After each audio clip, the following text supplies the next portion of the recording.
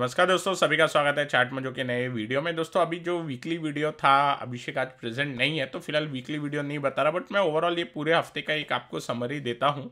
और अब हम सोच रहे हैं, क्योंकि मार्केट जो जिस हिसाब से दिख रहा है उसमें ऐसा कोई काउंटर, अगर हम बोले कि पिक ऑफ द मंथ या पिक ऑफ द ईयर, तो वो शायद देना थोड़ा सही नहीं है। बीच में हम सोच रहे थे, मैं और अभिषेक डिस्कस कर रहे थे कि क्या कोई ऐसा हम काउंटर या कोई सेक्टर निकाल सकते हैं जिसके अंदर हम थोड़ा सा 1-2 साल के हिसाब से देखें। लेकिन अभी भी मेरे हिसाब से इक्विटी के अंदर लॉन्ग टर्म 5-10 साल के लिए तो ठीक है, लेकिन 1-2 साल का फिलहाल प्रेडिक्ट करना मुश्किल हो जाएगा, स्पेशली जब ये मैक्रो फैक्टर अपने अगेंस्ट जा रहे हो। जैसे अब ब्रांड की अगर मैं बात करूं तो ब्रांड 200 डेमा के ऊपर क्लोजिंग दे दिया। हमारा एस्टिमेट जो हो रहा था 78 से 78.5 के आसपास, अब ये 200 डेमा के ऊपर, मतलब आपका 78.5 का जो 200 डेमा था उसके ऊपर क्लोजिंग दी और 80 का भी लेवल पार करने की कोशिश की।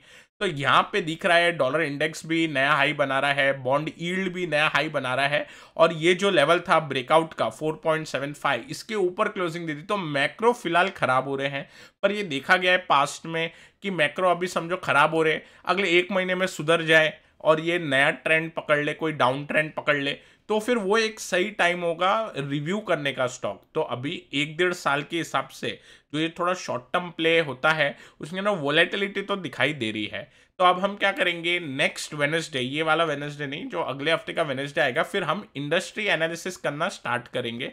तो हम कोशिश करेंगे कि हर वेडनेसडे को हर मतलब बाई वीकली एक इंडस्ट्री के ऊपर थोड़ा रिसर्च करें और उसको समझ के रखें, जिससे कि जब फिर टाइम फेवरेबल होगा, जब टाइम हमारे हिसाब से आएगा, मार्केट के अंदर सब सारे फैक्टर सुधर जाएंगे मैक्रो के, वो टाइम तक हमारे पास नॉलेज रहनी चाहिए बाकी सारे इंडस्ट्री की, सेक्टर्स की, कि कौन कौन से सेक्टर को ज़्यादा फायदा मिलेगा। तो वैसा करके हम अपनी फिर लर्निंग भी करेंगे और साथ साथ में मार्केट की अपडेट भी लेते रहेंगे। तो अभी मैं क्विकली क्या करूंगा, फिलहाल एक बार के लिए निफ्टी पे गो थ्रू करता हूँ। और निफ्टी क्योंकि 200 डेमा के नीचे है, ये जो कंसोलिडेशन देखने मिला, अच्छा ये पूरे जो डाउन ट्रेंड था इसके अंदर हम सिर्फ 2 बार, अगर आपको ध्यान होगा तो हमारी कमेंट्री में बुलिशनेस थी, एक आई गेस इस जगह पे होगी, और एक जो बुलिशनेस अपने को देखने मिली थी वो यहाँ पे देखने मिली थी एट दिस पॉइंट।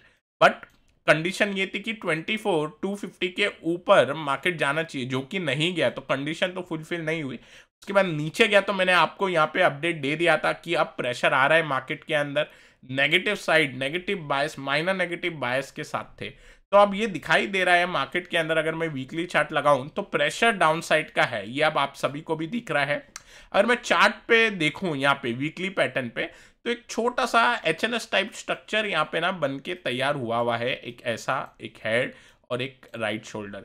बट अभी वीकली स्ट्रक्चर क्योंकि चौपी भी है, छोटा दायरे में बना है, लेकिन जो लास्ट वीक की कैंडल थी उसने 2 वीक के बॉडी को एनगल्फ किया है, उसको भी हम भूलेंगे नहीं। इसीलिए मेरे हिसाब से अभी जो इंपॉर्टेंट लेवल बना लेंगे नेक्स्ट वीक के लिए वो होगा ये मेजर स्विंग लो, जो कि 23,250 पे आता है। ये लेवल टूटने के बाद मैं एक्सपेक्ट करूंगा मार्केट को 22,750, 500 पॉइंट का कट हम एक्सपेक्ट करेंगे मार्केट से। अब थोड़े टाइम में अर्निंग सीजन भी अपना स्टार्ट हो जाएगा, उस बीच ये देखना होगा कि मार्केट फिर कैसे रिएक्ट करेगा जो भी अर्निंग्स देखने मिलेगी। अब क्योंकि अर्निंग सीजन में हमेशा आईटी पहले स्टार्ट करता है, यहाँ पे अगर हम देखते हैं आईटी के अंदर एक अपसाइड का बाउंस अपने को देखने मिला, बट इससे हमें कैरी अवे नहीं होना चाहिए। आईटी चला तो बैंक निफ्टी को नीचे कर दिया। तो दोस्तों यहाँ पे क्लियरली अपने को ये चीज़ विजिबल है कि इंडाइसिस के अंदर अगर कोई एक सेक्टर ज़्यादा ही चल जाए बट ओवरऑल इकोनॉमी पे नेगेटिव व्यू रहे, तो कोई दूसरा सेक्टर आके निफ्टी को नीचे खींच देता है। तो अब आईटी अगर नहीं चलता तो निफ्टी का हाल बहुत बुरा हो जाता फ्राइडे के दिन, बट यहाँ पे आईटी थोड़ा चल गया, उस वजह से अभी अपने को सिर्फ लेवल निकलने का इंतजार करना है। 23,250 ये लेवल अगर निकलेगा तो मैं ये मान के चलूंगा कि मार्केट के अंदर वीकनेस बढ़ेगी। ऊपर के साइड की बात करें दोस्तों, तो ऊपर के साइड के थोड़े पॉइंट हमें भूल जाने चाहिए, और वो कहाँ तक हम भूल जाएंगे, वो होगा लगभग यहाँ से जो 200 डेमा की ये जो जर्नी है, यहाँ तक हम भूल जाएंगे, जो 24,000 का लेवल आता है आपका। तो यहाँ से जो 500 पॉइंट है, अगर अपसाइड जाए तो हम अपसाइड को ज़्यादा ध्यान नहीं देंगे। तो अब मैं अपसाइड पे क्रॉस मारना स्टार्ट कर दूंगा।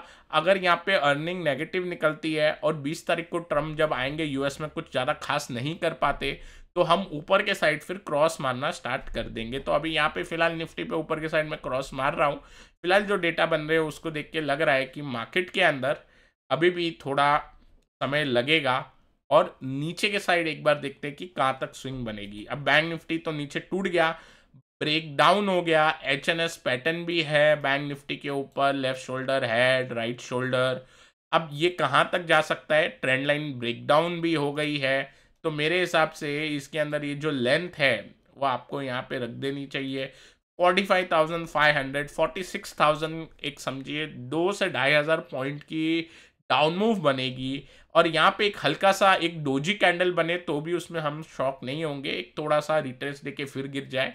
लेकिन बायसनेस अब बेरिश है clearly on the bank Nifty. अभी जो निफ्टी आईटी है इसको हम थोड़ा सा एक बार रखेंगे साइडलाइन पे, बट देखते हैं किस हिसाब से क्या रिजल्ट आएंगे। उस बीच निफ्टी मिड कैप ने क्लियर 200 डैमा ब्रेकडाउन दिया, 2% गिरा फ्राइडे के सेशन के अंदर, और अब ये भी वीक लग रहा है। जो मेजर प्रीवियस स्विंग लो है जो 53,500 के आसपास आपको ये दिखाई दे रहा है, ये अगर निकल जाए तो अब हम नेक्स्ट लेवल कैसे निकालेंगे, तो इसमें सपोर्ट लाइन बनाएंगे दोस्तों। ये देखिए यहाँ से ना एक सपोर्ट लाइन एक ऐसी जाएगी जो अपने को लेवल देगी 52,800 का प्रीवियस स्विंग लो टूटने के बाद। और इसका एक और अल्टरनेटिव एक ट्रेंड लाइन यहाँ पे आपको दिख के आ सकता है कि जो दो मेजर स्विंग लो अगर आप जोड़ोगे तो ये आपको 53,200 का निकल के आएगा। तो अगर कोई एग्रेसिव होता है दोस्तों तो वो कैसे काम करते हैं, जब मोमेंटम बनता है तो ये मोमेंटम में हल्का सा रिट्रेस आया नीचे की तरफ प्रेशर बनाएंगे, और ये जो दो लेवल है, जो ये दो प्रोबेबिलिटी दिख रही है ट्रेंड लाइन की, लोअर सपोर्ट लाइन की, यहाँ पे लाके रख देंगे। तो ये चीज़ को जो भी एग्रेसिव ट्रेडर है यूज़ करते हैं।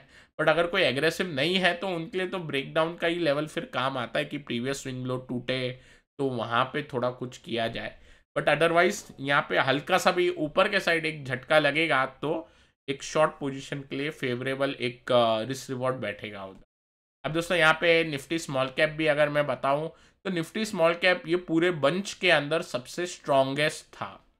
अगर आप देखिए निफ्टी स्मॉल कैप को हम कवर नहीं करते थे, लेकिन आज अगर मैं इसको कवर करूं तो यहाँ पे ये देख के मैं बताऊंगा कि जो 200 डेमा है पिछली बार से जो निफ्टी स्मॉल कैप ने बचा लिया था, इस बार नहीं बचाया। लेकिन इसमें आपका काउंटर आर्ग्यूमेंट ये होगा कि सर 200 डेमा ऊपर भी तो चले गया। ऊपर क्यों गया? क्योंकि ये जो परफॉर्मेंस आ गई ऊपर जाने की स्मॉल कैप पे, इस बहाने से ये भी 200 दिन का मूविंग एवरेज धीरे धीरे ऊपर चलेगा, क्योंकि ऑलरेडी आपका पीछे से अप ट्रेंड आ रहा है। अब दोस्तों यहाँ पे क्या होगा ना, स्मॉल कैप जिस दिन 16,500 तोड़ दे उस दिन अपने को समझ जाएगा कि ये मेजर डिस्ट्रीब्यूशन था। आप कभी भी ध्यान रखिए, up move sideways, up move sideways, up move, इसमें ना आप अक्यूमुलेशन और डिस्ट्रीब्यूशन नहीं पता कर सकते अनटिल एंड अनलेस आपके पास प्रायर डेटा ना हो। तो हमारे पास प्रायर डेटा है, और हमारा प्रायर डेटा क्या बोलता है, लेडर फॉर्म के अंदर वीकली चार्ट पे जाता हूँ, हायरा हाईलो हमारा ये स्मॉल कैप बनाते हुए गया। यहाँ से देखिए, अब जब हमें पता है कि ये 8,000 का जो था इंडेक्स, ये ऊपर गया, थोड़ा शांति लिया, यहाँ पे फिर एक ऊपर गया, फिर यहाँ पे थोड़ा एक शांति लिया, फिर ऊपर गया, और अब तीसरी बार जब ये एक साइडवेज रेक्टेंगल बना रहा है तो चांसेस ये है अगर ब्रेकडाउन हो जाए कि यहाँ पे फाइनली डिस्ट्रीब्यूशन हो गया बाय द स्मार्ट प्लेयर। अगर ऐसा होता है तो ये जो वीकली की मेरे हिसाब से यहाँ पे जो 200 दिन की मूविंग एवरेज आ रही है, ये लगभग 12 से 13,000, जो कि 2,500 से 3,000 पॉइंट नीचे है। 20% का बेयर मार्केट का कट, उतना फिर मार्केट देख सकता है। लेकिन इसके लिए फिर अर्निंग्स काफ़ी ख़राब आनी चाहिए बड़ी कंपनी की, और ब्रेंट ऊपर जाना चाहिए, यील्ड भी बहुत ऊपर जानी चाहिए, तो ये चीज़ अपने को देखने मिलेगी। अब यहाँ पे देखो बहुत से लोग क्या करेंगे ट्रेडर्स, यहाँ पे ना हम एक ट्रेंड लाइन ड्रॉ कर देंगे लाइक दिस, और ये ट्रेंड लाइन अगर आप देखोगे ना तो आपको इसमें दो चीज़ दिखाई देगी।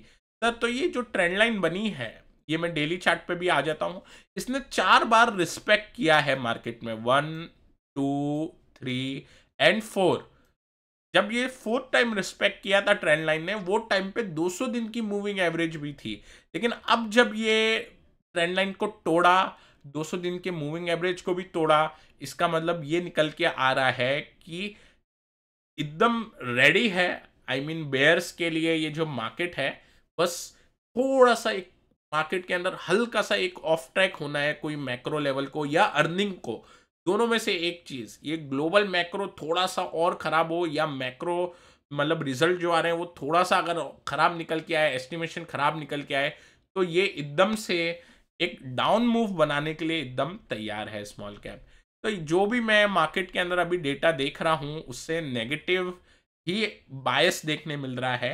मेरी कमेंट्री आपको थोड़ी नेगेटिव ज़्यादा लगेगी, लेकिन फिलहाल मुझे मार्केट को देख के थोड़ा बहुत बायसनेस जो आ रहा है वो माइनर नेगेटिव ही आ रहा है। अब यहाँ पे क्या हो गया, यूएस के अंदर भी ब्रेकडाउन हो गया, लेकिन यूएस का ब्रेकडाउन मेरे लिए 41,500 के नीचे की क्लोजिंग है। तो अभी भी 500 पॉइंट बाकी है यूएस। उसके बाद वहां के लोग क्या करेंगे, वहां के लोग भी ये जो 200 डेमा है डेली का, यहाँ पे डाउ को रोकने की कोशिश करेंगे, जो कि 41,000 का लेवल है। ओवरऑल देखा जाए तो डाउ वीक है, बॉन्ड यील्ड ऊपर जा रही है लगातार, डॉलर इंडेक्स भी आपका ऊपर जा रहा है, आपका डॉलर मजबूत होता जा रहा है। अब यहाँ पे ना एक राइजिंग वेज पैटर्न बन गया है। ये वेज पैटर्न का ऊपर का ब्रेकआउट हुआ तो समझ जाओ फिर मुसीबत चलेगी। और जो स्मॉल कैप में हम उम्मीद तो वैसे नहीं करना चाहते कि मार्केट ज़्यादा गिरे, लेकिन ये मार्केट का देखो दोस्तों साइकिल है। अगर मार्केट ऊपर बढ़ेगा तो कहीं ना कहीं मार्केट नीचे आएगा ही आएगा, प्रॉफिट बुकिंग के कारण से या फिर बेटर अपॉर्चुनिटी। तो ट्रेडर्स क्या करते हैं, स्मार्ट प्लेयर, वो देखते हैं कि यार अब इस कंपनी की अर्निंग 1-1.5 साल तक उतनी नहीं बढ़ेगी, तो वहां से पैसा निकाल के वो या तो इंडिया से बाहर लेके जाएंगे, बॉन्ड्स में लगा देंगे, सेफ खेलेंगे अगर उनको डर लगता है तो। इस वजह से मार्केट के अंदर ऐसी साइक्लिसिटी चलती है। अदरवाइज मेरी जो कमेंट्री है वो मार्केट का प्राइस एक्शन डेटा ही देख के होती है। चाहे बुलिश साइड हो या बेरिश साइड, हमें थोड़ा डेटा के ऊपर ज़्यादा फोकस करना चाहिए जो हमें दिख रहा है। अब यहाँ पे ब्रेंट क्योंकि ऊपर चले गया है, यहाँ पे काफ़ी ज़्यादा सरप्राइज है। इसके साथ गोल्ड और सिल्वर भी ऊपर जाना स्टार्ट कर रहे हैं। तो आप देखिए हिस्टोरिकली जब भी सारे एसेट क्लास मैक्रो के अंदर देखिए, बॉन्ड यील्ड ऊपर, डॉलर आपका डॉलर इंडेक्स ऊपर, आपका ब्रेंट ऊपर, गोल्ड ऊपर जाने के लिए तैयार है, अभी सिल्वर ऊपर जा रहा है, बिटकॉइन नीचे आ रहा है। बिटकॉइन का फिलहाल डायरेक्ट असर इसके साथ देखने मिल रहा है, लेकिन अगर गोल्ड सिल्वर ऊपर जाएंगे तो हमने पास्ट में देखा है कि बिटकॉइन भी गोल्ड सिल्वर को फॉलो करेगा।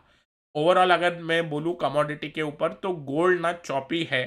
तो अगर कोई इधर लॉन्ग साइड का भी पोजीशन देखता है, या तो लॉन्गर टर्म का वो ले पोजीशन, या फिर स्प्रेड बना के ले। क्योंकि क्या होगा ना, फिलहाल सब साथ में ये ऊपर जाने को दिखा रहे हैं, लेकिन ये जो बॉन्ड यील्ड है ना, ये सबसे मेन है जो ये सारे सिस्टम को थोड़ा गड़बड़ कर सकता है।